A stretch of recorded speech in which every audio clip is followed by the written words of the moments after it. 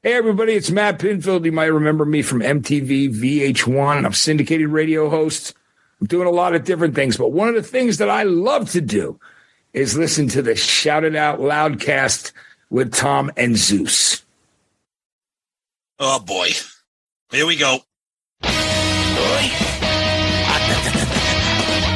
is Gene Simmons. Put that cookie down, KISS. Stop pressing the button. Stockbroker Simmons. Star? Paul Stanley. Is that what he does? Stop shouting. Ace Frehley. He's not what you would call a handsome man. Oh, no, here come the KISS times. Is that a positive thing? Okay. All right. I'm going to grab me an ice cold mellow out. Why do that to the fans? Stop it. Why? Because fuck them. That's why. What are you talking about? 617-525-00. You do? Hey, fucko. Do you like KISS? Settle down. Hello. Hey, what's up there, KISS Army? Tom and Zeus in another episode of Shout It Out Loudcast. Just mixing it up, Tom. Okay. Episode 288. We're calling this one Rock the Nation. Well, okay, KISS. Ooh, rock the nation. Okay. We're calling this Who Wrecked the Buffet. Yeah, exactly. Now I'm forgetting the name of the what do you call the Harold Club? Is this the man who rocked the nation at the Harold Club? It ain't gonna be falling with no banana in the tailpipe either, Gene. You know what? I think that would be best. Oh, man. What is meaning? What is pertaining? Oh, I don't know. I don't understand what you're saying. What are you saying? Oh, what it's regarding. Oh, okay. The first time when he says something, he's just like trying to play along with him, and he's just like, and he's like, and then he just fucking gives up. He's like, I don't understand. I don't know what you're saying. Danae, can you help sexy? No, it's not sexy at all. It's like a dog to scrub. Danae, help Mr. Achwell. And he just like gives him that like look up and down. Oh, it's hilarious. Hey, wait until we start doing movie review episodes. Oh yeah, Beverly Hills Cop. We're on to 2. I didn't want to watch 4 yet, and I made Talia watch 1 and 2. Now we're going to be up to 3. I think we finished 2. The new one's really, really good. Surprisingly, that's what I've heard. Part 3 is kind of stupid, but it's still okay. As good as Coming to America 2. Oh, it's not as good as Electric Boogaloo Breaking 2. Oh, good Lord. That's a good episode. Maybe worst sequels. Oh. Absolutely. Well, we can do an episode on worst KISS DVDs. Yeah, maybe that's what we're doing. We'll find out. Okay. But we're doing Rock the Nation DVD this time. But last time we had an original concept. We thought of demon songs. What are the best Gene demon songs? Yes. And you did a poll on that, didn't you? Yeah. So we asked everybody which of these is your favorite demon song. The options were Unholy, God of Thunder, Not for the Innocent, and Hate. 43% of you are sheep and picked God of Thunder. I'm kidding. 40% picked Unholy, Not for the Innocent comes in at 16, and 2% of you have no idea what you're talking about with Hate. Come on. I know it's a tough poll. I get it. Everybody's going to lean on God of Thunder. It's okay. King Kusano. Although I believe Not for the Innocent is the better song, I had to go with Unholy. How can you be more demonic than the title and lyrical content of it? Okay. Good enough. Grim Richley, I went Not for the Innocent. War Machine would have been an interesting option instead of Hate. Okay. Brad says, I'm an Animal is underrated and was great live. Not for the Innocent also sounded fierce on Lick It Up, would have been a good fit for Creatures of the Night. Jacko Flacco.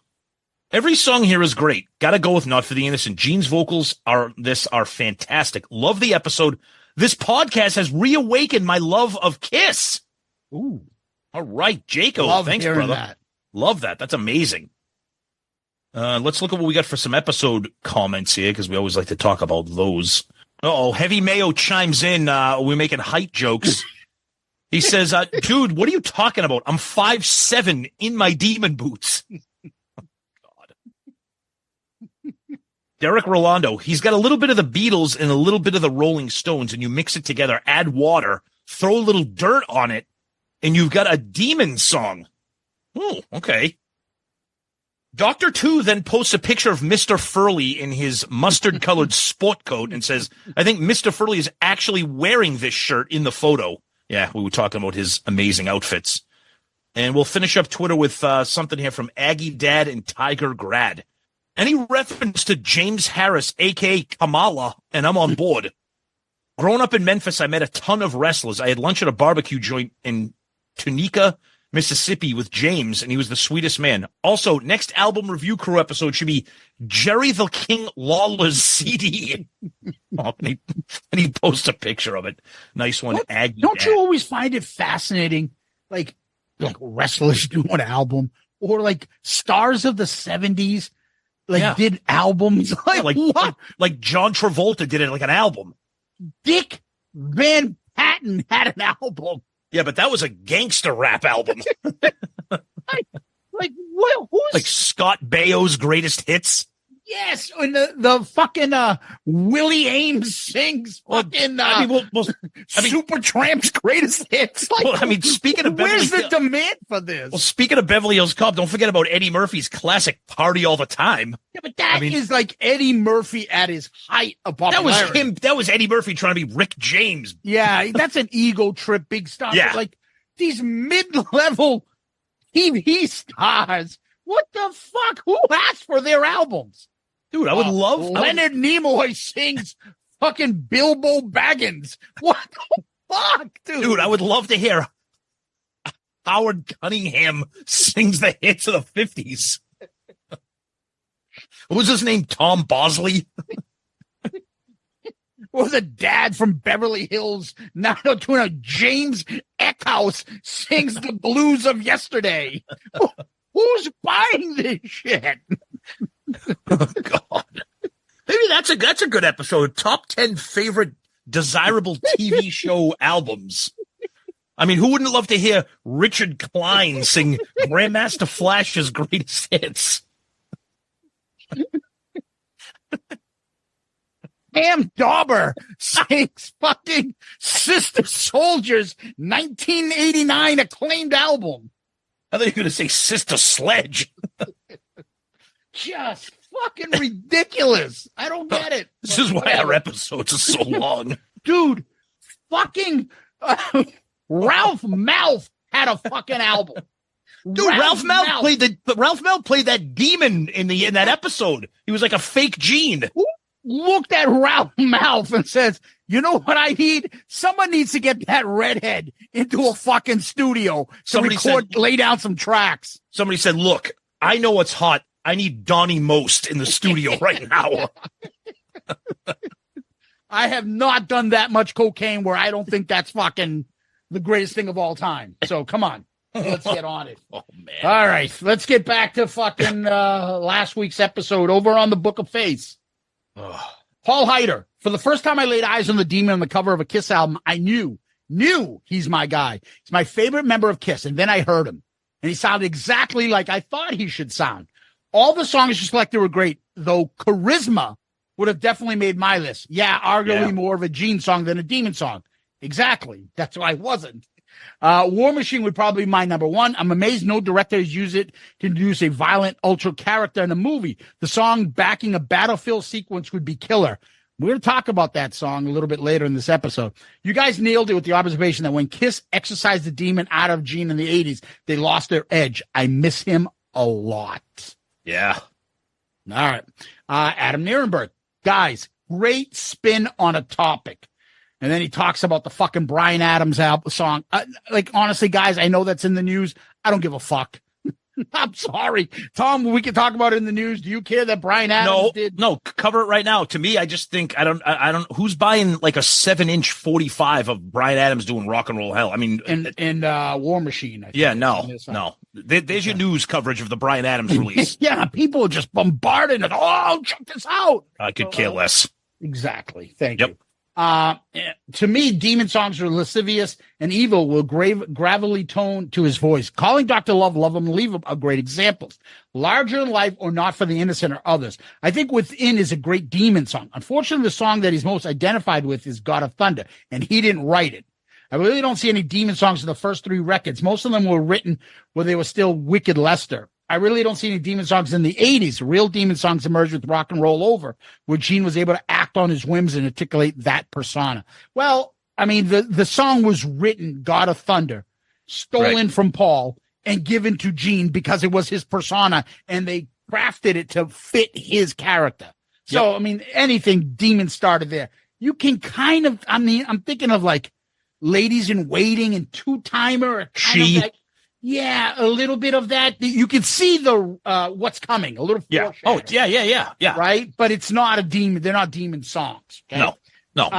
Thomas Carwarth, Kevin Ward put their list together. Thank you, guys. Mike Murphy, another great and fun episode. Totally agree with each of your top picks. I'd personally go with God of Thunder as number 1, as I love the song, but the first time I heard it.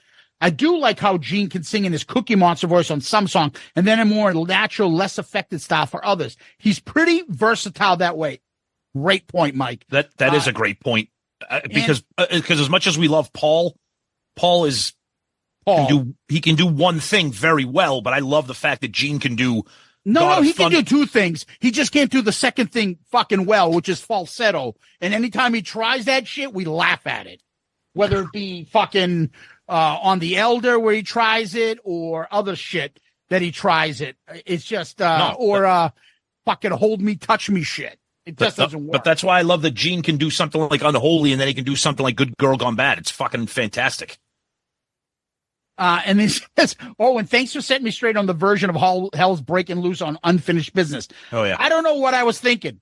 What I'm curious is, now that you know it was ZO2, are you like, yeah, this fucking does suck? Oh, yeah, it does suck.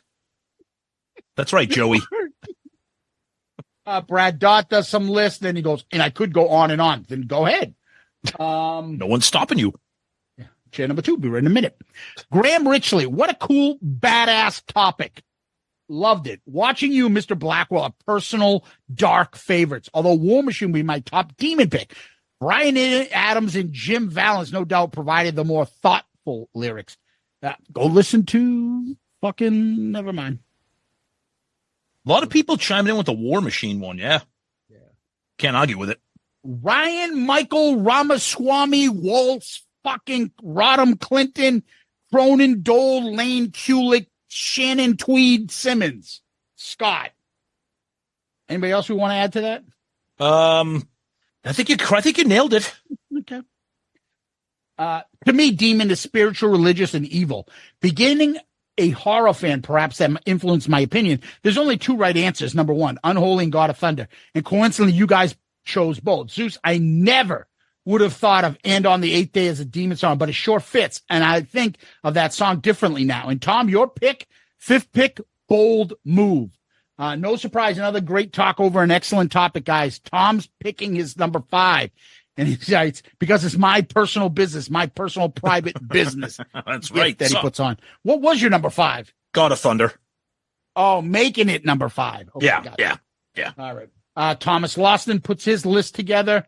Bobby Kenner writes, another stellar episode, fellas. Nobody breaks down songs like you do. I've always been more of a demon fan. You guys nailed what makes a demon song, in my opinion. I remember seeing clips from the live shows as a kid of a skinny Gene leering and stalking the stage like a 7-foot-tall beast. It both fascinated and scared the shit out of me. Great list. Can't wait to jam on the demon one on Spotify, which you can. You got to find the profile on Spotify for Shout Out Loudcast, not the actual podcast. I really appreciate comment of the week, too. Keep kicking ass like you guys can. Yeah, we talk about it all the time because it deserves to be talked about. That Black and White Winterland concert, that's Gene at his best right there. Skinny, scary Gene, Black and White. We say it all the time because it deserves to be repeated. It's the best. John Kozis writes, Gene has influenced some of the best musicians in the industry, and people don't realize this. And I think most overlook him as a great bass player and vocalist. I like most of his work, but what I get emotional about is War Machine. Was the first song I learned on guitar when I was 13. Seeing Gene sing this live, berating his arm in the bass, and he breathes fire. This is the demon. We're going to talk about that. Yeah. Someone mentioned that fucking Radioactive is a demon. Like, yeah. After the first fucking 15 seconds, then what? Yep. Yeah. So over on Loudcasters, Tom, Ray Gallus, great episode, boys. The common denominator I find is that the best demon songs, other people tend to write his persona's lyrics. Vinnie Vincent, Brian Adams, Tommy Thayer, Bruce Lou Reed, and of course, Paul Stanley and God of Thunder. A lot of it has to do with the production of the songs. Michael James Jackson, Ezra, especially on God of Thunder, and the great work by Toby Wright all played a big hand in enhancing feel for these songs. Again, fantastic episode. That's a great point, Raymond. Thank you for that. Yeah, that is good. Thank you. John Whiteman said he hadn't listened yet, but Mongoloid Man better be in the top 5. Yeah, right. And then he also added, Love 'Em and Leave 'Em would have been on my list. It's a textbook horn dog demon song that defines a huge part of the demon persona. In the video from Don Kirshner's rock concert is the definitive demon performance. Great episode concept, and it will be interesting to see if Tommy makes songs making it a top 10 spaceman fucking songs. That's a good point. I like that angle with Love 'Em, Leave 'Em and incorporating the video. That's cool. I like that. Dude, that video is just changed our lives at Stonehill. Oh, God. Huh? Oh, my God. Absolutely. Over on YouTube, William Flowers, great episode. Gene has a voice that's easy to recognize, and he lists his top 5. Did you recognize the voice? Andrew Johnson lists his top 10 song, and then user QTOK6GDQ6 fucking Ramaswamy writes, great show, lads. I guess God of Thunder and Holy got to be at the top of the demon songs, but here's a couple curveballs at you. Charisma, Parasite, Best Wishes from Melbourne, Rock City. Yeah, we talked about those songs as possibilities, right? Yep. So those were in there, but I'm going to hand it back to you, Tom. Okay, let's look at a couple things from Instagram here.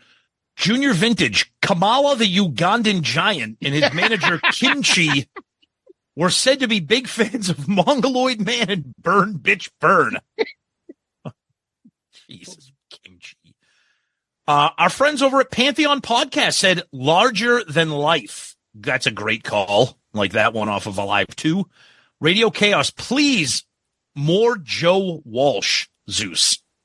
Joe Walsh thinks Larger Than Life would make a great demon song, but I don't think it's scary at all. Ribs 9394 says War Machine, Call Him Dr. Love, Wall of Sound, Love 'Em, Leave 'Em, I Love It Loud, Almost Human, and She. Not that Wall of Sound. Ugh, God, fuck that. Did he just say, how much for an order of ribs? Oh, yeah, exactly. Ugh, Wall of Sound. $2.50. Yuck. Ew. All right, I'll have one. No. One rib. All right, let's finish up here with some emails here. Our friend Mark Bomer, Tom and Zeus, another great show as usual, was creative, thought-provoking, and fun. You both nailed the finalists for Best Demon Song. One really can't go wrong by putting either God of Thunder or Unholy on the throne. For me, I wound up applying a small but material criteria that I think is valid. Who wrote the song? We all know Paul wrote God of Thunder with original lyrics retrofitted to Gene because Ezrin said so. Unholy, on the other hand, was written by Gene and Vinny, and that song was spawned from the dark light of his soul, putting it over the top, in my opinion. Keep up the great work, gentlemen. And, oh, wait a minute. Ace wants to say something. Hey, when you guys gonna do Best Spaceman songs? I got tunes about Mars, intergalactic space travels, rocket rides, I got a bunch. It's coming. It's coming, Mark. Funny. It's coming. Do we have to? No. Nobody's clamoring for there's a couple spaceman type songs on this album. What are you talking about? A lot of fun. We got one here from Link in Perth, Australia. Tom and Zeus, thanks for being a great escape from the daily grind with your podcast. I've been listening to you guys over the last year or so. Originally it was just about the KISS facts, but now it's like listening to a couple of my American mates. I got Dynasty from Santa in 1979 when I was 6 years old. Hey, I did too. And have been a huge fan ever since. As you know, KISS were at their biggest in Australia in the late 70s, early 80s, but unfortunately my parents wouldn't take me and my brother to that 1980 Unmasked concert. Wasn't until 95 when they returned to Oz that I got to see them on the Revenge Tour and have thankfully seen them another 8 times across Australia and Europe. Love the Lick It Up album review. It reignited me on how good that album is. And yes, I always laugh at the Ace shitting his Dax impersonations. Thanks for the laughs and the ongoing passion. Oh, God. Ooh, I don't feel so good. All right, we'll finish up feedback here with an email from our friend Luis Portillo. Hi, my name is Louis. I've been listening to your podcast since last week. I'm a younger KISS fan, but a lifelong KISS tard nonetheless. I've been enjoying your current episodes as well as your KISS album rankings. I love that you guys include all eras of KISS, and the creativity behind each episode has inspired me to get my family to make our KISS drafts and rankings. Also, I never get tired of the Ace impressions. Well, Luis, there's a couple things here. First of all, you're young. You're a new fan. You love our episodes. You appreciate the creativity. But best of all, you got your family involved in loving KISS and being fellow KISS-tards. So Luis Portillo, you are the comment of the week, my friend. Good answer. Good answer. I like the way you think. I'm going to be watching you. Woohoo! Thanks for that, Louis. Awesome. Love it. And speaking of things that we love, how about our Patreon family, Tom? We have a newest member, a spaceman member. Most members, people want to join up because they want to be spaceman, not dogman or frog boy. Anyways, Robert Kenner joins us as a spaceman, the newest member of the Patreon family. And you, yes, you, the listener, you can be the next Patreon member.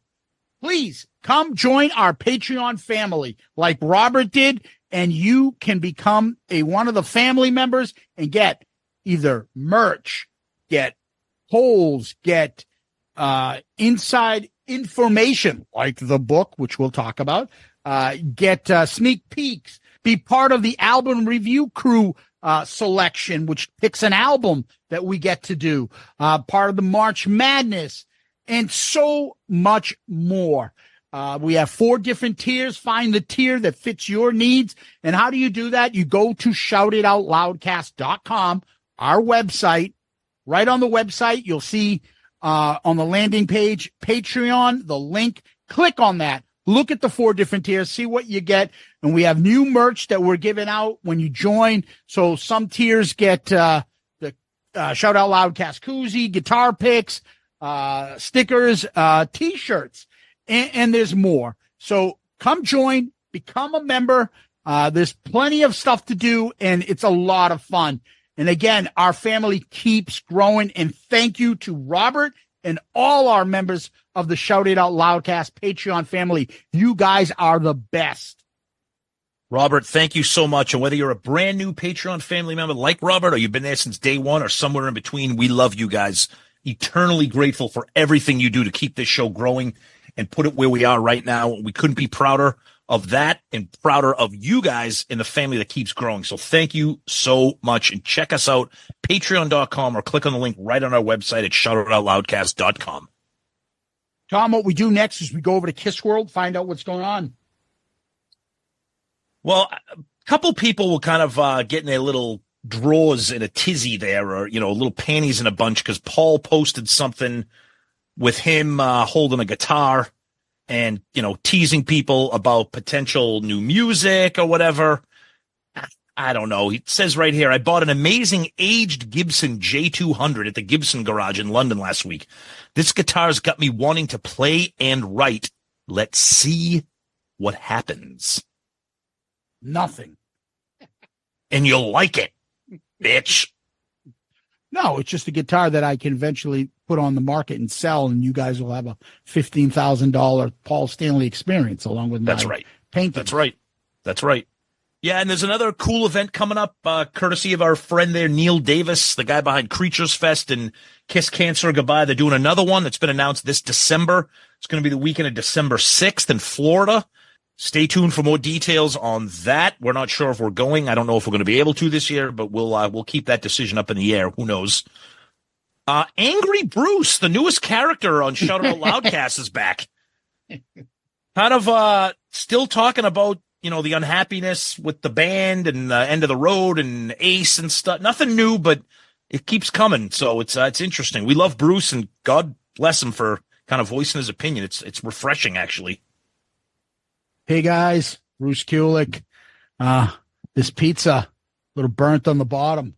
If you don't fucking get me a new whole pie, I'm going to take this pie and shove it up your pie hole. So go fuck yourself and set it up. I'm hungry. Hey guys, Bruce Kulick, Rock the Nation. Wow. Terrible DVD. I wasn't part of it. Fuck him. Good luck with the review. Now, we love Bruce. It's more comments about the end of the road and him joining KISS and leaving KISS and stuff. Nothing new, but he's kind of remaining in the news for KISS, which is kind of interesting. Hey guys, Bruce Kulick. If I miss my connecting flight because I'm talking about this shitty DVD, I'm going to be breaking some fucking heads. Thanks, guys. Catch you later. Hey, guys. Bruce Kulick. Me and Angry Gary Cap. We're teaming up. It's the Angry Airline Assholes podcast. We're just going to bitch about how terrible airlines are. Tune in. Between him, Gary Cap, and Eddie Trunk. Oh, my God. To catch a connecting flight. That would be a great episode. That would be the crankiest fucking podcast in history. Other than that, Ace is doing whatever Ace does. You don't know what I'm doing these days, Tom. I'm really excited for, what's to come, because I don't even know what's happening right now. So it's all an adventure for me. I've just incorporated in the state of Delaware the newest business venture with Vinny Cassano, Fraley and Cassano storage units. Come drop off your fucking load of cassettes or dead pets, whatever. We'll take it all. Other than that, it's been pretty quiet. Gene hasn't posted anything on Twitter since July. Tommy hasn't posted anything on Twitter since June. We know those guys are a little bit more active on Facebook and stuff, but it's quiet again. Once again, quiet. Somebody actually posted a comment today. I can't remember where I saw it. I don't know if it was an actual post or a comment. And they said, it's been almost 9 months since Pop House bought, the rights to KISS. What are they doing with it? Are they just doing avatars? Because they've done nothing in 9 months. So I just thought that was interesting. Your Mr. Furley animalized shirt. Yeah, exactly. Yeah. That's really the only product they've got. Yeah, it's crazy. It's crazy, but yeah, whatever. It's about it. Yep. Let's take a break. When we return, we're gonna see if anybody wants to become a franchise owner of Fraley and Cusano storage units. If you purchase a franchise, I'll come to a garage sale near you and play a set, and I'll throw in whatever songs you want, like classics like Genghis Khan and The Pursuit of Rock and Roll.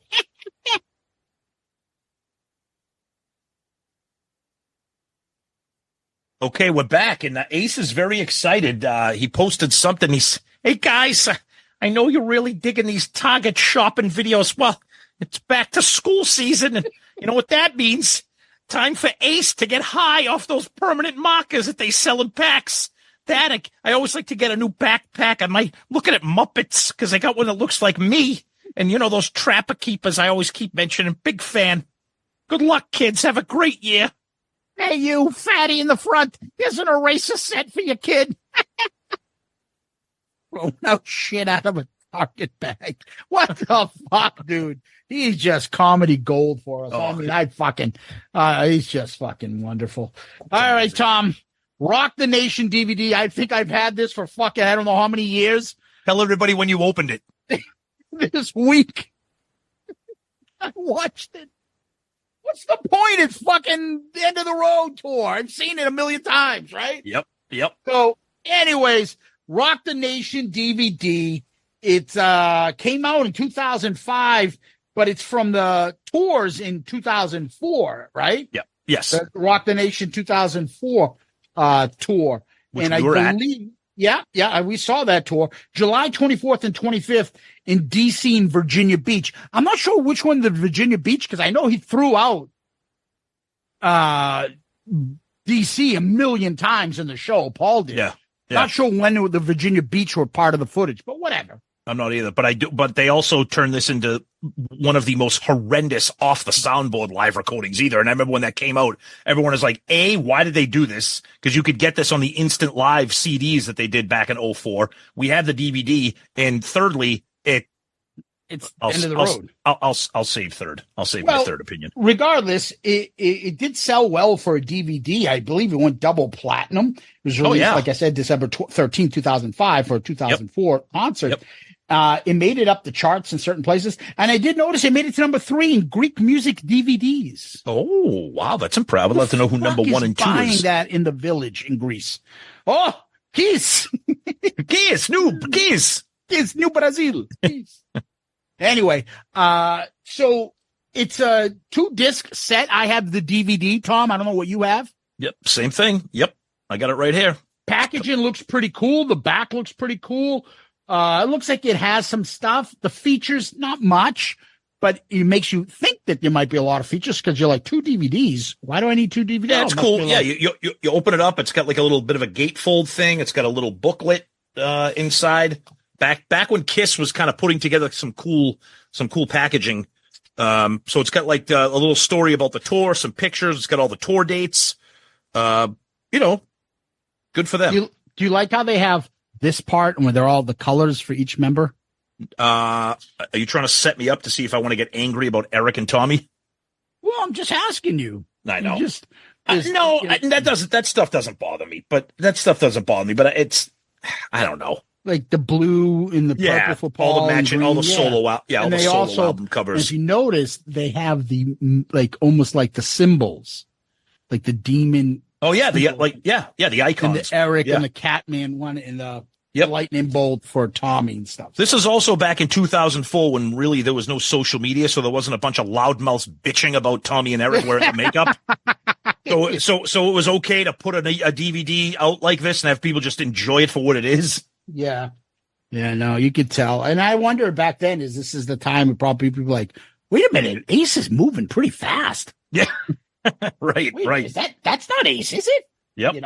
Yep. But anyways, we're going to go through like we normally do. We're going to talk about these DVDs, start from the beginning. So, the beginning, there's the preview starts off. It has God Gave Rock and Roll to You.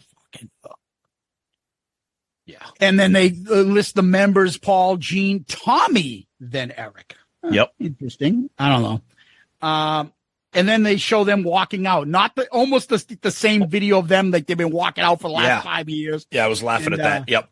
Oh, look, it's the Critic walking out with them because he looked just like the Critic, the cartoon Doc McGee does when he walks out. Yep. And then there's like crowd shots. And to me, it doesn't work. I don't give a fuck. They open up with Love Gun. I don't mind it. Yeah. Only because it's got the dun-dun-dun-dun-dun-dun.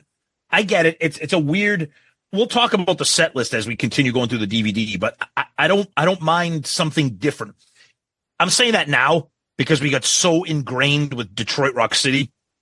So something creative like Love Gun, I don't mind. So they have a feature of this DVD. Mm-hmm. It's called KISS Powervision. So as you're watching the DVD, the camera can focus on one person if you press that button. Like, I just want to watch Eric Singer in this whole song and see what he's doing. I just want to watch Tommy. Well, we know they're not. You want to watch Gene and Paul. So you can pick anybody in here. And I'm thinking to myself, first of all, right off the bat, my mind goes, because everything runs through my head of seeing KISS through Paul and the hoops that they go around to overcompensate for the lack of what Paul can do. Yep. So to focus solely on one member, if you want, would never happen now. They would never do this now. Yeah. They shouldn't have done it on this either. But I will say this. It's Paul singing normal. Why not? I will say this. For 2004, it's a pretty creative and inventive kind of little gimmick. I mean, it is cool. I mean, it's just 20 years old. I mean, it is kind of cool. What I'm saying is they were all confident in every member on that stage. Yeah. Nobody was lacking. nobody had a problem fucking focusing on him. And I think that leads to a lot of what Paul and Gene were feeling like. We're still a good fucking band with these two in this band. We get like none of this fucking reunion tour shit at the end and the farewell stuff. And they're like, what the fuck? They had the confidence in all members to put the camera on any member and go with it. And of course, my mind immediately goes to Paul. What's he at this stage? Because you always watch videos and listen to videos of KISS in the last 20-some years and try to pick out, is that Paul's voice? Is he sick? Like, and it sucks that we're now thinking like this. You want to talk about that now then? I think he sounds terrible in this video. Whoa, really? Oh, yeah. I think his voice is great.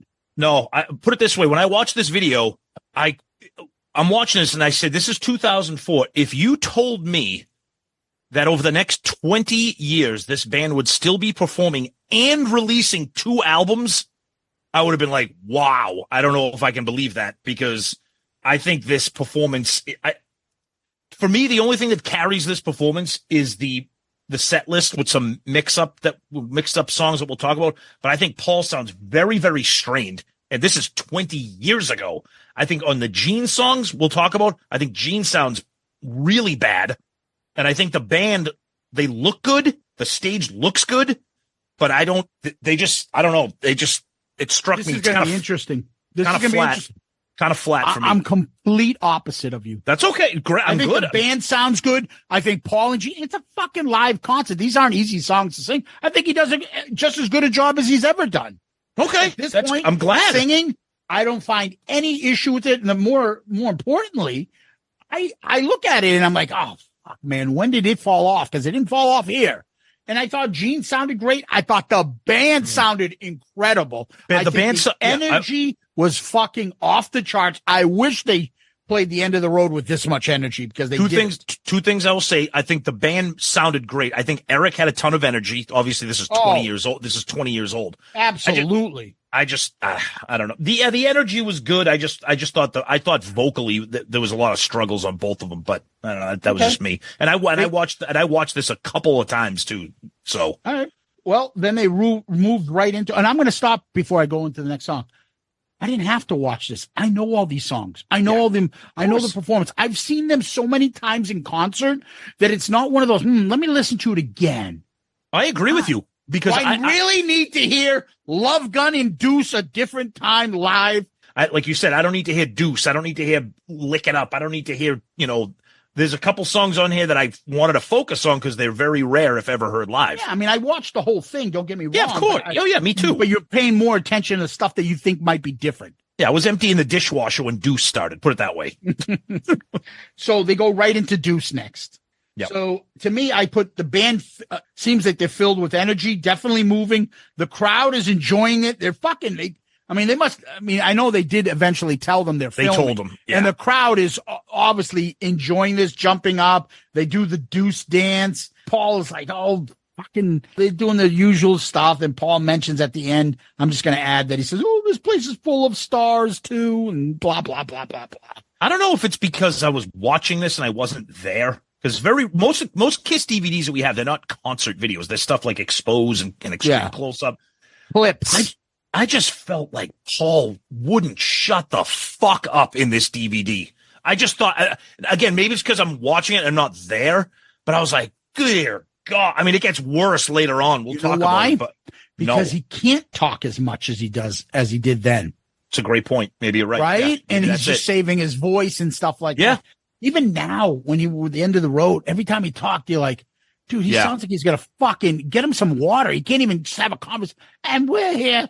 Tonight we played Madison Square Garden over 50 years ago. Like, what? And you're like, what the fuck? So that was bad on the end of the road. But anyways, what'd you think of Deuce? I mean, they did the dance and stuff. I thought they had energy. I thought it was okay. I mean, I love the song, so I never get sick of it. It's one of those things I'm never going to get sick of it. Like every time, I've seen Metallica a bunch of times. Every time they play like Enter Sandman, I don't get sick of it. Yeah, I know. Every time I want to yell back at Gene, I can't hear you. You then fucking open up your ears, jackass. Open up your, yeah. Another thing too, and this might be nitpicking because you can tell so far I'm not happy with this DVD. I fucking hate these costumes. I don't like these. I don't like them. I know they're trying to go back to like a live era, like the early 70s, mid 70s stuff. I just don't like them. They're all old Scale guys. down. I'm not a big fan of them. I'm just not a big fan. And Paul calls it old school, and they go back to making love. They've done this over the last 20 years. Every once in a while, they'll pull making love out. Not a fan, but thankfully, finally, we agree on something. Never a fan. Never. I'm not even a big fan of the song itself. Period. On Rock and Roll. Yeah, I think it's a decent song, good song, but it doesn't move me. I think the solo is fantastic, and I will say this: the band does sound tight, and Tommy kills it on this solo. You're right. The band sounds great. They sound energetic and great. Yes, I agree. Yeah. Well, that's making love, and then they do a clip of them in the dressing room. Yep, that was kind of cool. And then they go to the dressing room kind of stuff, and this is one of the vignettes that they do, and this one's called Dressing Room. They show Tommy's quiet, Eric talks more, shit that we've known and seen, but it's always interesting to see them in the background. Eric's humping Gene a lot. Paul says that his takes the least amount of makeup, and so once his makeup is done, he leaves the other room, and I need peace and quiet and listen to music. I need to go into my private room. Okay. And the other guys won't shut the fuck up, probably. Yep. And then they go back to that's the first one of them. It's nothing that we haven't seen or heard but I like that they're mixed into the live concert video as opposed to like just dumping them all at the end, like as a special feature. So I like how it breaks up the concert. I think that's kind of a cool feature. Okay. So back to the concert, Paul's talking about giving a lick and like to be licked. And, and they're shooting crowds. I will say this, the fucking chicks in this fucking audience, dude, I have never seen a KISS concert ever. I would love chicks. I want to know who edited this video to find the smokingest chicks ever at a KISS show. I've never seen more fucking. My conspiracy theory is like, are these even from this concert, or do they edit in like other chicks? Because they're fucking the tongue sticking out, the tit grabbing, fucking hot bodies. We're not talking fat fish alive too. We're talking hot chicks. Yeah, we're not talking like fat, stretchy pant, fucking. These are hot chicks. And then at one point, and I like later on, Paul talks about kids being in the audience. Oh yeah, he likes shaved beaver. Oh yeah, I love that. Why? Why is that? It makes me think of the kid that goes, "I like turtles." I like turtles. Like, what is that? I shaved beaver. I like shaved beaver. What the fuck? He was in his glory here for this one for sure. But then they start up and Lick It Up. And the one thing about Lick It Up live, I fucking love. I know you hate it. Live, I like it.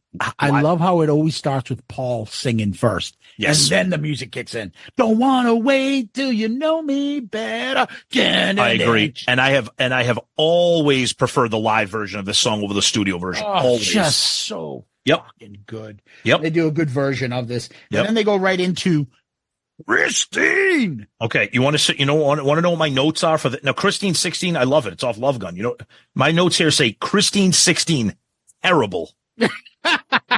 When they hit that chorus, I remember this is why the off the soundboard to me is so bad, because when you're watching this, your eyes and ears are doing all the work. Okay. When you're listening to off the soundboard, it's just your ears. So to me, it highlights how bad this sounds because it's just your ears. I remember listening to this and off the soundboard, like, this band, they can't harmonize right now. The chorus sounds dreadful. Gene sounds tired. I hated it. Yeah, I would just say I only added that it sounds more rocking without the piano. It's heavier, but not too heavy. But vocally, I thought it was wow. Yeah. All right, then they go into another segment and they call it photo shoot, and then Gene says, like, unlike previous decades, these are actually fun. Shot. They can't help themselves. That's kind of surprising. That's usually like a Paul thing. Yeah. Like, these photo shoots are fun. We're just grab-assing with each other, Yeah. And then just Paul, because of my background in art. I have it written right. As soon as Paul rolled my eyes. Like, as soon as Paul said, I can't wait for me and Zeus to be like, shut up, Paul. Ask me about my art. Yeah, exactly. Just, it's like that guy that you know. And as soon as somebody comes there and asks a question, you know that guy is going to drop that fucking comment. Oh, yeah. Yeah. And you knew it was coming. Always. What the fuck, dude? And then they photo shoot holding guitars. And so I just fucking corny shit. Do you notice something too? But notice how like short Tommy's hair was? It kind of looked funny with that. His makeup face looked huge compared to, because he had the short hair. I thought it was kind of weird compared to what his hair looks like now. Yeah. I mean, 20 years ago, but then the segment, the concert starts up again, and it's She. Paul with a double neck? The fuck do you need that for? Yeah. I don't know. I love She, so I'll take it. This sounded good. It's not something you hear live. Did you like all the it? time. It was, I liked it. I did it. This put it this way, it didn't stick out as being terrible. Put it that way. Yeah, which it was is good gang vocals on it. I thought they performed it well. Yep. All right. So this is something I think we're going to disagree on. Then they go into Tears Are Falling. We might agree on this, but go ahead. So Paul does the windshield wiper eyes at one point. But I'll be honest. I thought Tommy nailed the solo and I nailed the guitar. I was like, wow, this is pretty good. I thought he nailed it. Way better on the solo than on some of the end of the road versions when we saw them play this, when it stood out as him not nailing the solo. Yeah, I thought this was better. I mean, I was waiting for it to be like one of those, like, once again, he can't do it. He did do it. Yeah. I thought it was pretty good. Yeah, no, I will agree on that. Yep. They go into Tom's favorite song, Got to Choose. I thought it was a decent version of the song. I'll tell you this one, I liked it. I'm not a huge fan of the song, but I thought this sounded really good. I thought this sounded actually really good. Yeah. And I'm not a huge fan of the song. Then they go to another new segment and they call it Meet and Greets. Blah, blah, blah, blah, blah. Yep. And some, comments from fans and people talking about the band. Blah, blah, blah, blah, blah. Exactly. This is the time for us to give the attention to the fans. Yeah. Because without them, we're nothing. Yeah. And that'll be $3,000. Yeah, exactly. Here, anybody want to buy this framed art that friggin' looks like something my second grade son did? But anyways, go ahead. Then they go into Tom's favorite song live, and that is I Love It Loud. Oh, I love this version because Gene fucked it up royally. All right. Oh my God. I wrote. He's done that before. He's done it a million times on this song. Yeah. I wrote, did Gene just fuck up the lyrics? I'm like, yes. What the fuck is? Yes, he starts off with the third verse. Yep. And then Paul, it clips to Paul. Paul is miming giving blowjobs. Like, to me, I interpret that as Gene singing. To blow somebody? No, I interpret that as this is Gene's song, but I need you guys to pay attention to me. So I'm going to do something outrageous so that the camera and the focus will go into me too. Oh, you got a point, right? Yeah. And then I'm like, oh shit, he fucked up the lyrics again. What the fuck? Now he did the first verse. Yep. And then fuck, he goes back the third time. He does the first verse again. I'm like, holy fuck, he fucked this up 3 times. He totally did. He mangled the song. Not to mention, I thought it sounded horrendous. I just thought it sounded horrendous. I'm sorry. Yeah, I think Paul's like, motherfucker, this is going to be eternal. Yeah. Yep. Fucking asshole. Yep. Sorry, Paul. Yep. Then they go into a deep cut, which is Lover All I Can. Yeah, the only thing I loved about this was that it's nothing I've ever heard live before ever. It didn't. I wanted to live. They pull this out every once in a while. I wanted to love it. I just don't think it sounded great live. It's kind of a weird song, like transitioning to a live version, but I love it because it's Lover All I Can. I actually thought Eric and Tommy did very well with it. Yeah. The breakdown. To me, it's the vocals, like the harmonies and stuff just didn't hit it with this show. Yeah. This is not the only song that applies to, but yeah, the harmonies are what really kind of hurt. Yeah, it was okay. For me. Yeah. Okay. Then they go into somebody fucking dropping an ass in a bomb or something. Stunk up the whole first row. And that is, I Want You, Tom. Unlistenable. Paul no wonder you can't sing anymore. This song right here is the perfect example. Just, so exhausting with just the hollering and the yodeling and I couldn't stand it. Couldn't stand it. And it's even worse when you're in the audience hearing it live. Just. Yep. I'm like, but I also I just noticed something. Mm-hmm. The stage is pretty pedestrian. Yeah, there's not much going. It's just a big screen and then some lights. Yeah, there's nothing really going. Right? I'm like, this is the first time I just noticed, like, the stage is really not much. There's nothing. You're right. Good call. Yeah, we didn't talk about that. You're right. There's not much going on. I just noticed, and I wrote it because of this song. And my decent version, then Paul has to do the vocal gymnastics. Yep. People, can you hear me? And this whole thing that he does throughout this song, thank God he stopped doing it. Oh. But throughout this whole concert, this whole whatever that's awful that too. Is, yep. Whatever the fuck that is that he did a few times throughout this concert, he's fucking stopped this. Just like what you up, dude. Brutal. Shut the fuck up. Yep. No wonder you can't sing anymore. Yep. And then they go to the last clip, and that is sound checks on this disc 1. And the first clip is Paul playing Mr. Speed. Like, where's that? Why is that a whole fucking section? It's the whole band playing different stuff. And then Paul even comments on the set list, and his comments don't even make sense. He contradicts himself. He's like, yeah, of course we play all these different songs. Would love to have all this variety. We can play whatever we want, but we need to stick to. I'm like, well, wait, why do you need to stick to anything? Why can't you just do what you want? Because they're fucking lover all like hentards there. Give me a break. I thought it was interesting though that he addressed how in soundcheck they play whatever they want, but for the set list they won't. Yeah, I heard some Elder songs, Two Timer, Coming Home, and that. Yep. So if that's out there, maybe they could put that on some fucking extras and shit like that. Sound check, Mr. Speed on the next box set. And then they finish up side 1, disc 1. That is with Parasite. Yeah, I always love There this. is a fucking chick in the beginning of this clip. If you guys don't want to watch this, watch it. Fucking bouncing and holy shit. Yep. Wow. Yep. Watch it just for that. The song version, you're like, who cares? But the fucking chick, whoo, hot. God. Yep. All right, Tom, let's take out disc 1. We'll put in disc 2, and we'll begin that with War Machine. I don't know why he says it like that when Paul introduces it. Yeah. It sounded all right. I for some reason, this is weird right here. Gene is having a hard time hitting the low notes. That almost, I know that almost doesn't make sense when it's like,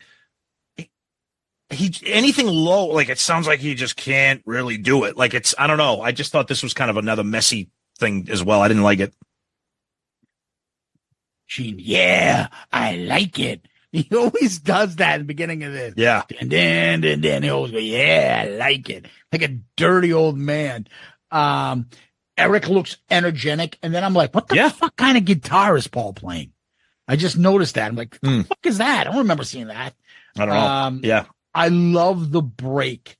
And it just stopped. The music stopped. Eric's leaning over. You can tell he has a fan on him. They're all just pausing. And then this is the part that someone mentioned in our fucking comments and the feedback about Demon songs. And then dun, dun, dun, dun, Eric's pounding on drum and Gene's just doing his fucking arm. And it's just the image of him and the fucking background behind him. And dun, dun, dun, dun, Gene's arm just going back and forth and doing that fuck. And then the siren goes off.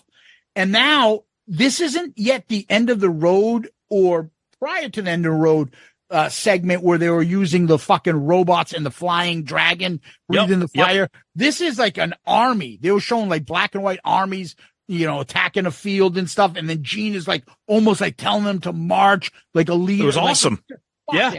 It's just a beautiful vision. I just thought it was fucking badass. Yep. Visually, I agree. Yes. Paul tells them that this came off the first album and Kiss Alive and blah, blah, blah, blah, blah. 100,000 years. That's we know we both agree on this one. Neither one of us are a fan of this. We're not a fan of it live, and it sounded okay. I will say it sounded okay here. It wasn't terrible. Yeah. I said it's a decent version. There are a lot of hot chicks in this fucking clip. Again, yes. Paul's stage banter fucking goes on and on and on. Oh. Paul talks about being louder in Baltimore than it does there. And then he does a goofy impression when they fucking go back. He's just like, I don't know what the fuck that was. What was that? Yeah. And then he does a crawling on the floor and then on his knees. And then he does his mic toss and just a lot of fucking animation and movement and shit. Okay, you bring up a good point because I was going to say I have on my notes here. Paul was like kind of fucking weird during this show. Yeah, like he was like doing like just weird shit, and we're not even done. He still had the stage presence and energy, and he was still youthful enough to pull that off. I guess so.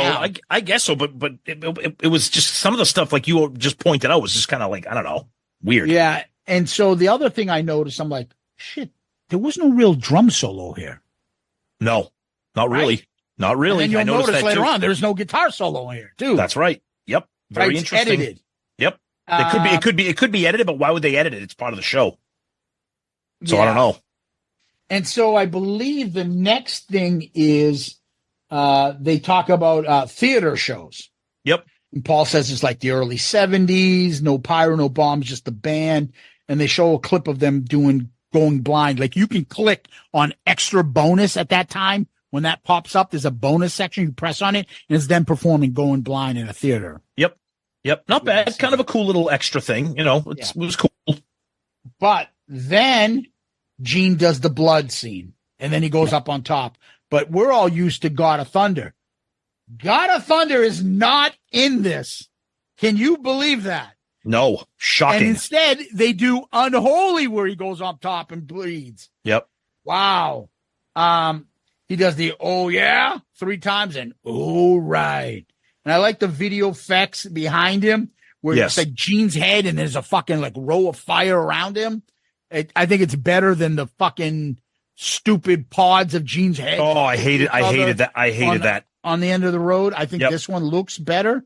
And then he comes back down from the solo and does Incubus again live. I think he fucked up the lyrics. He went to on the incubus, I lay the egg in you. He fucked up the lyrics like he did. He can't do demon songs, in other words, Tom. This broke my heart how fucking horrendous this sounded. And I remember when we got off the soundboard and I was like, this has to be why this was no longer in the set list. And that's what I was talking about hitting those low notes when he's like, on the day that you were born, like he just can't. It was shocking how he could not sing this song. I don't know. It was very weird. Yeah. I just find that, a lot of words makes Gene confused. Oh yeah. Unholy. I love it loud. Yep. War Machine. They confuse him. He fucking can't remember them all, but regardless, this is 20 years ago and it's not an age thing. So no, you're right. Then they go into, shout it out loud. Yeah. It's whatever. It is what it is. Tommy fucked up Tommy's part where he's supposed to come, the Ace part, right? Everybody shout it now. It sounded terrible. And then the other part was, call all your friends. Paul goes, call all your friends. Hello.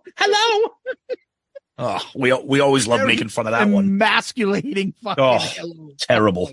Yep. Oh, terrible. Shout it out loud. I mean, what do you want to say? I know.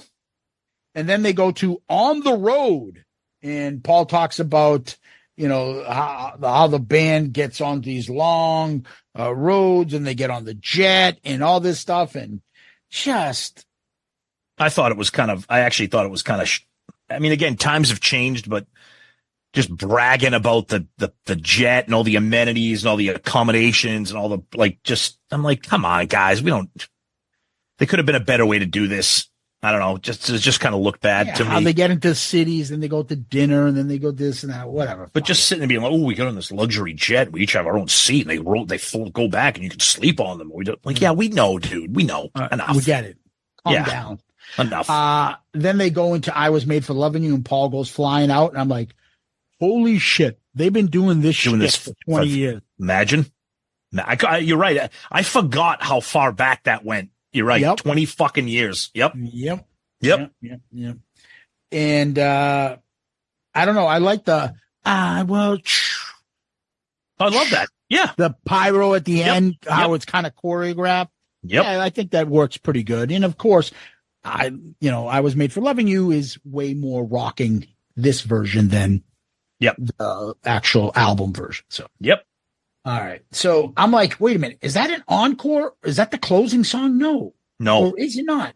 I couldn't tell because there's editing going There's on. editing. Yeah, there's editing. And it threw me off. And so the next song is Detroit Rock City, which I'm like, did they come back to play Detroit Rock City or no? No, they've been Right. on the stage. This Right. is the closer. Yep. The pre-closer, whatever. Yeah. Which again, kind of weird to have it here, but sounds good. It sounds good. Yeah, I put just does not feel the same as a non-opener. No. Good energy. I said Paul's vocals, he still has it. And it's sad. It makes you sad looking back like, fuck, when did that go? And you see the spiraling sparklers go off and stuff. Yeah, it was good. Just like, then all of a sudden they go off and they bow. And I'm like, wait, now that's the fucking closer and the fake encore that's going to come on later? I don't know. And then Paul sees kids in there and he's talking about children and the kids of tomorrow and future. I'm like, it reminds me of that Borat guy when he does the thing, children. Yeah. Children. That fucking creepy guy. Like grown men shouldn't say children that many times in a row. Yeah, this is when Paul kind of lost me. But yeah. And anyways, the children of the future KISS Army. And then they go into the most tiresome song. And that is God Gave Rock and Roll. For me, that's tiresome. Nope. It shouldn't be in the set list ever. Ever. Yeah, just. Nope. And then I forgot about the era we were in. And I did too. All of a sudden, 3 years Paul after sounds 9/11. like Dick Cheney out there. Bad news for you terrorists. America. I'm like, calm down, Captain America. Yeah, Shut the fuck up. I have written in capital letter Paul's fucking rant about terrorists. I mean, jeez. It was 3 years, not even 3 years removed from 9/11. So I get it. It was a different time. It's just so awkward. Like, shut the fuck up, dude. Yeah. Yeah. Just brutal. Brutal. Yeah. He wants to be known as like, we need more. We need to put them on Fox News. We need American loving bands. Let's put Paul Stanley from KISS to talk. That's what he wants. Because 95% of the country back then was like, America, the flags. Yeah, we're united. We're all one. And he needed to make it. Yep. Let me embrace it. Yep. Needed to make it about himself. Right. And so people will retweet me later, but Twitter wasn't out yet. So anyway, then they close out with, of course, Rock and Roll All Night. Yep. But he talks about registering to vote before that comes. That actually made me laugh. Like you are at a KISS concert, and you're getting a fucking civics lesson from Paul Stanley. Do you remember that? Yeah. When we went to that concert. Dude, they made us stand up and say the fucking Pledge of Allegiance at the end of a concert. Like, you remember that? And some military guy come on, they would give him a fucking $5 check or whatever. No. I don't mind that. I mean, I don't mind that, but that was like weird. They made everybody stand up and say the Pledge of Allegiance in the middle of a KISS concert. Yeah. Yeah, that was time and place. That was the Freedom to Rock tour. That was the Freedom to Rock tour. Brutal. Anyways, confetti, all the stuff. I'm like, is this New York? Like everything looks the same. And then Paul went back to the hey, yeah. Wow, I'm so glad he dropped that. So glad. Well, it's fun. It's fine. This is a weird time for the band because there was no new music. Like Sonic Boom wasn't out yet. No, they were a legacy act at this point. They were a legacy. Exactly. They were a legacy act. So, yeah. Then Gene and Tommy go, and Eric on the rises. Everything goes up. Pyro sounds like gunfire. And Paul acts like he got shot. It's like, I know. Like, what are you doing? Like, that's what I'm saying. He was so fucking weird in this video. Yeah. And then I realized it ends. I'm like, fuck. They didn't play Black Diamond? Dude, they didn't play God of Thunder. They didn't play Beth. They didn't play Black Diamond. They didn't play. And no one's asking for their money back. No. Well, that's one thing I'll say. It's okay, Paul. That's what I'm saying. Well, we'll wait for final thoughts. But yeah, I agree. Yeah, and then there's crowd reactions. Oh, the best concert I've ever seen and shit like that. And that's Rock the Nation live DVD thoughts. Yeah, there's a couple little bonus features of them doing like some like dressing rooms, sound checks, stuff like that. Nothing, a couple like 2 or 3 minute videos, nothing really great. Thoughts on this? The thing that stands out for me is how awesome the set list is, how it's different. You know, you're getting Christine 16, Love Her All I Can, Unholy, like 3 of my favorite fucking songs. You're still getting all the classics, the ones that have been beaten into the ground. You're getting a different opener. I know you don't like Love Gun, but it's something different. I just think that the band at this time, a lot of energy, like you said, musically they sound great. I just feel like I really think this was a tough one for Gene. I just think really? Gene. Yeah, I just think on Christine 16, on War Machine, on Unholy, I just think he didn't sound good at all. And I thought Paul was struggling, which is why 20 years later, I mean, I don't want to be one of those guys, but how the fuck was he singing 20 years later when he sounded like this in 04? That's just me. But, you know, the band looked good and the band sounded good, but it's not a DVD. At least my DVD was opened. So I'll say this. I enjoyed it. It is what it is. It's a piece of history. If you want to look at the last lineup, maybe this is a better band DVD to watch than fucking The End of the Road is. Yep. Obviously. And this is a snapshot in the history of the band. Yeah. Why not watch it? But, you know, if you have free time these days and nobody has a lot of it, are you going to this or are you going to go put on Winterland? Are you going to go to this or are you going to put on Kissology? Like, speaking of DVDs, it's been almost 9 months and are they going to do an End of the Road DVD? Fucking no. You know what I mean? I don't know. I don't know what's going on with the fucking band anymore, but yeah. All right, Tom, I wanted to see if you had time to do this. And that is if you could do 5 songs that you think stood out. Yeah. Well, when we talked about this, I was like, I'm just going to fucking throw a dart because who knows? But then I went and watched it again. I did watch it again. And I do have 5 songs that I like. Okay. So I will start from number 5. I'll work my way up. At number 5, I got Detroit Rock City. At number 4, I got Parasite. Number 3, I got Love Her All I Can, just because I never really hear it live. Number 2, this might surprise you, but I thought it sounded pretty good. A song that I'm not a huge fan of was Got to Choose. And I actually got She at number 1. Okay. What about you? What about you, Booger? All right. For me, I have Unholy because you don't get to see it and hear it live, and he's bleeding. He's all fucked up. So I got Unholy at number 5. That's fair. I've got Love Gun. Although I didn't like it as the opener, I thought they came out with energy and balls. I thought it seemed like they were fucking ready to go. Yep. Then I also have, to me, I love this version of Lick It Up. I thought they did a great job on Lick It Up. Okay. And number 2 for me, I like Tears Are Falling. I thought that version of it was good, and Tommy nailed the solo. Okay. So I thought that was it. And number 1 for me by far was War Machine. I love this version of it. Wow. I thought they fucking killed it. And I love the visual and the Gene and the arm and that fucking segment going off. Oh, that was great. So War Machine is my favorite performance on this. So Tom, what we do next is we rank this compared to other DVD, VHSs or documentaries. Yep.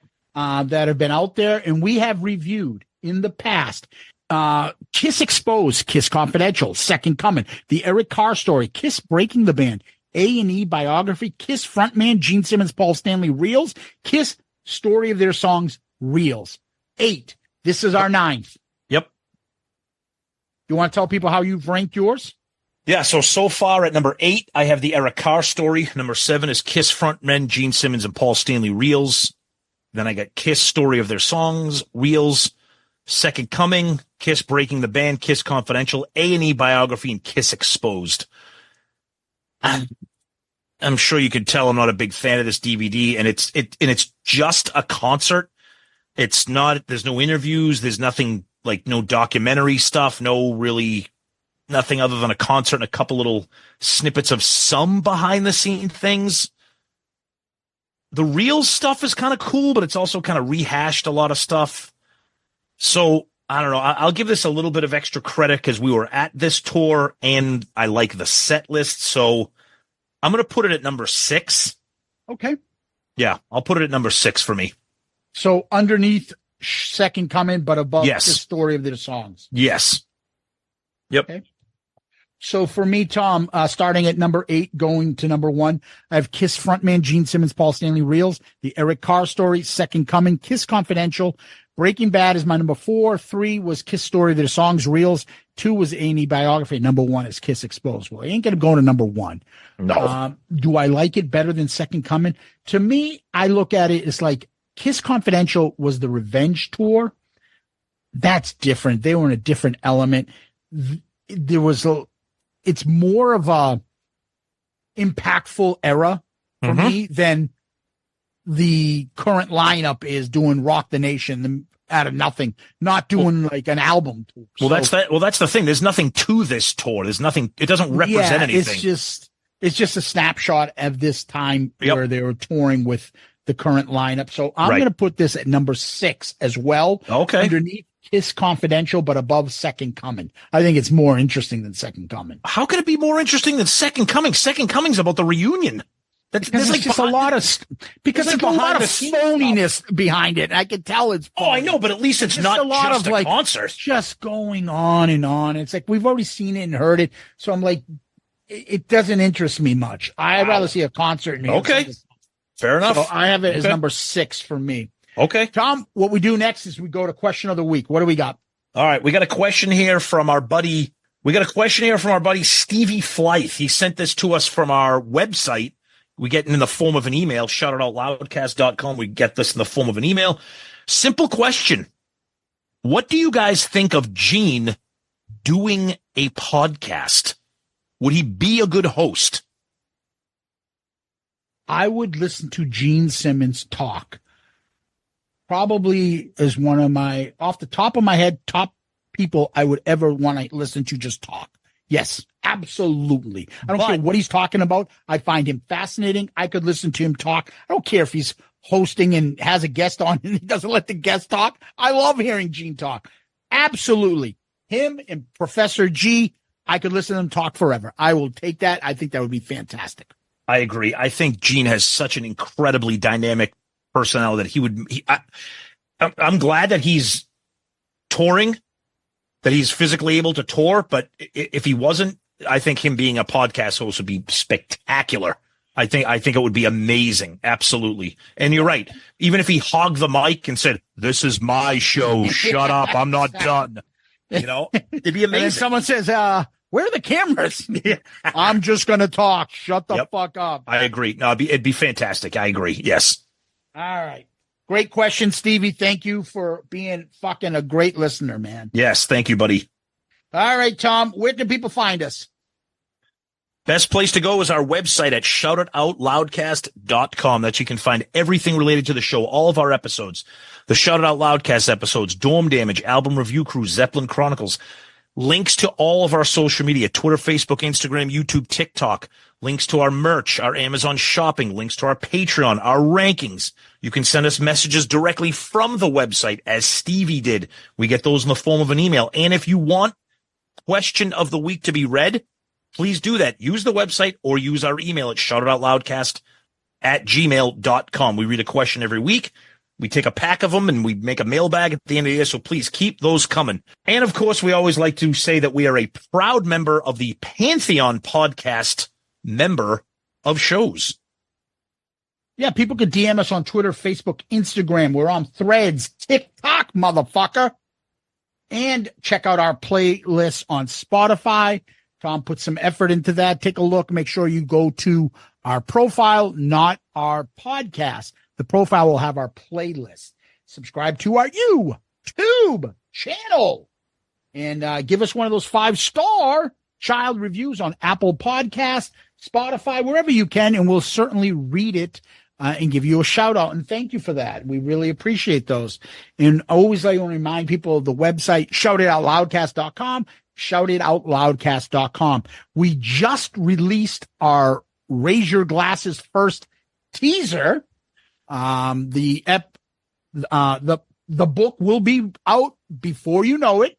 You should see it shortly, but keep a lookout for more teasers to come. And we have already just today, we dropped it in like 8 or 9 in the morning. The feedback we've gotten so far has been through the roof. Yes. Really appreciating all the kind comments. And so I think I have to cut back on telling people to go eat a bag of hairy dicks. No, but we could still say that if they deserve it. It's just very hard for us to be like, I fucking hate everybody. Fuck you. Kick this fucking guy out of the group. Fuck him. I fucking hate this guy. Here's a link to our book. Yeah. Please continue to purchase our book and share and like our social media posts. Thank you very much. Do that while you're fucking yourself off, please. Yeah. Yes. Yes. Seriously, we appreciate all the positive feedback. And if you can, please do share the fucking teaser. Please do share the post that we put out for marketing. Please. Raise your glasses. Send it out. Put it out there. Whatever groups you're part of, we want it out there for the masses. And we always appreciate the Loudcasters' help. Always. And what we always do appreciate is ending on famous last words. Tom, do you have any? Yes. I remember the times I was lonely without her. Now she's mine, and I spend my times dreaming about her. But if she's yours, Paul, why are you dreaming about her? Why isn't she with you? Yeah. You know why? Because of this. I just hate when the girl says, wait. I really want her by my side. Don't hesitate. That's why, Tom. Okay, I got you. There you go. Tom, Loudcasters, Kiss Army, raise your glasses, tards. Thank you. Guys, you're the best. Thank you so much. Please check out our Raise Your Glasses teaser. As Zeus said, share it, post it, retweet it, comment, get it out there. Rock the nation, tards. Good luck with this DVD. Zeus, as always, my friend, thank you. Peace out, Girl Scout. Hit the music. What I'd like now is for all you fat, out-of-shape, worldwide kiss-tards to keep the noise down while I show your ladies what a real sexy man looks like. Listen, all you people out there sitting on rented furniture, settle down. Cut the music. Anybody seen Richie? Anybody know why Richie did Bobby Lupo?